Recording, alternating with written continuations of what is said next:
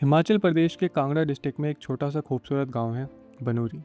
इसी मिट्टी की हवाओं में देशभक्ति और सेना की दास्तां बसी हुई है। इसी मिट्टी से एक ऐसा योद्धा निकल कर आया जिसे सेना के साथी आदर से रेनबो बुलाते थे। एक ऐसा नाम जो साहस और बलिदान का दूसरा रूप बन गया, मेजर सुधीर कुमार वालिया। सुधीर कुमार वालिया का जन्म 24 मई 1968 को जोधपुर मिलिट्री हॉस्पिटल में हुआ, जहां उनके पिता सूबेदार मेजर रूलिया राम वालिया उस समय पोस्टेड थे। एक मिलिट्री हाउस होल्ड के अनुशासन में बड़े होते हुए सुधीर ने बचपन से ही ऑलिव ग्रीन यूनिफॉर्म की गर्व को देखा और समझा था। उनकी शुरुआती पढ़ाई बनूरी के गवर्नमेंट स्कूल से हुई और उसके बाद उनका दाखिला सैनिक स्कूल सुजानपुर टीरा में करवाया गया, जो उनके गांव से लगभग 45 किलोमीटर दूर था। सैनिक स्कूल, जो 2 नवंबर 1978 को शुरू हुआ था, ने उनके ताकत और नेतृत्व को एक नया आकार दिया। मैं 16 साल की उम्र में 1984 में सुधीर ने अपने पहले ही प्रयास में एनडीए का एग्ज़ाम क्लियर किया और 72 कोर्स के कैडेट बने। फिजिकल एंडोरेंस हो या टेक्निकल क्लासेस, हर जगह उनकी मेहनत अलग ही दिखती थी। 30 मई 1987 को एनडीए से पास आउट होकर वो आईएमए देहरादून पहुँचे, जहाँ उन्हें करप्या बिल्डिंग की सेंग्रो कंपनी मिली और फिर 11 जून 1988 को 20 साल की उम्र में उन्हें कमीशन मिला द जाट रेजिमेंट की ऐतिहासिक 4th बटालियन में।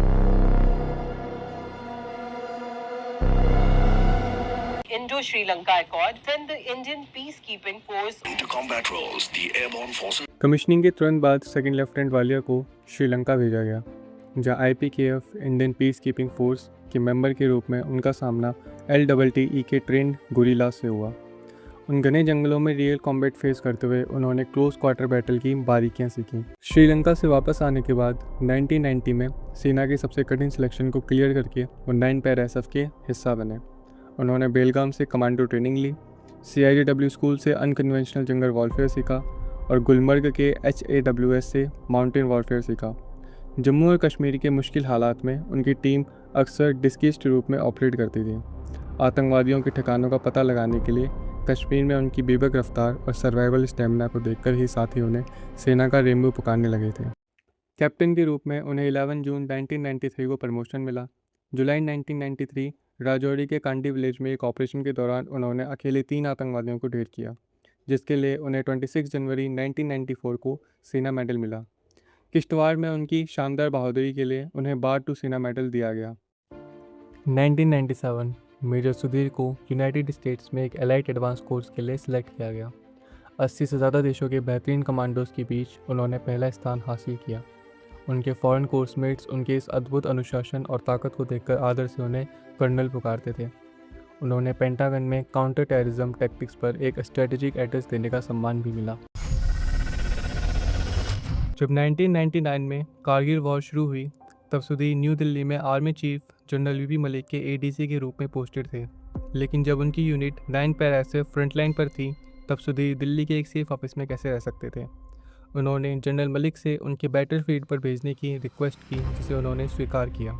दिल्ली से निकलने के महज 10 दिन के अंदर वो मशको वैली के सेक्टर में पहुंचे, जहां उन्हें 5200 मीटर की ऊंचाई पर स्थित जुलू टॉप को दुश्मन से आज़ाद करवाने का टास्क मिला। जब जनरल मलिक ने उनसे बिना अक्लमटाइजेशन के इस डेंजरस मिशन पर जाने का सवाल पूछा, तो सुधीर ने मुस्कुराकर कहा, सर, मैं एक पहाड़ी हूँ, मुझे अक्लमटाइजेशन की ज़रूरत नहीं है। 24 जुलाई को थरथर GR ने ट्राई जंक्शन को सिक्योर किया। अगली ही रात मेजर सुधीर ने वर्टिकल क्लिफ्स पर रस्सी बांधकर दुश्मन की लैंडमाइंस को बाईपास करते हुए चढ़ाई की। 25 जुलाई की सुबह उन्होंने दुश्मन के बंकर्स पर डायरेक्ट अटैक किया, जिसमें उनकी टीम ने 13 पाकिस्तानी जवानों को मार गिराया और एक को बंदी बनाया। जुलू पूरी तरीके से खाली हो चुकी थी और उनकी बटालियन को ब्रेवेस्ट ऑफ द ब्रेव पुकारा गया। कारगिल युद्ध औपचारिक रूप से ख़त्म हो चुका था, पर कश्मीर के घने जंगलों में दुश्मन अभी भी मौजूद थे।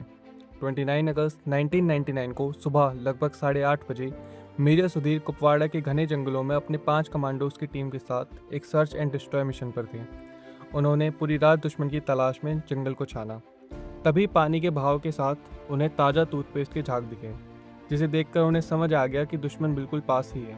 अपने क्लोज बडी के साथ वो रेंगते हुए ऊंचाई पर पहुंचे, जहां उन्हें 4 मीटर दूर 2 मिलिटेंट्स और उनके नीचे एक छुपे हुए अंडरग्राउंड हाइडआउट का पता चला, जहां लगभग 20 आतंकवादी थे।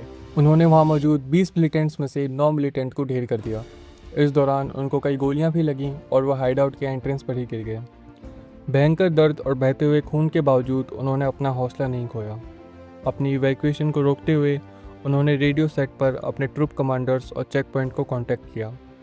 अगले 35 मिनट्स तक वो रेडियो पर दुश्मन के एस्केप रूट्स को ब्लॉक करने के निर्देश देते रहे, जब तक पूरा एरिया सिक्योर नहीं हो गया।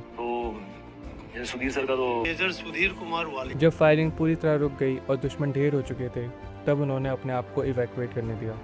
हॉस्पिटल ले जाते समय हेलीकॉप्टर में उन्होंने अपनी आखिरी सांसें ली।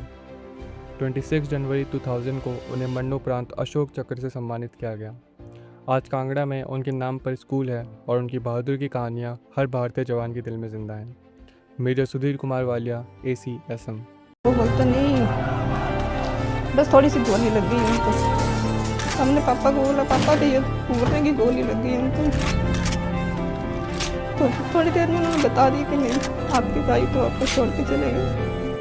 मर भी गया अगर मरने का हम नहीं, देख जरा मेरा हौसला,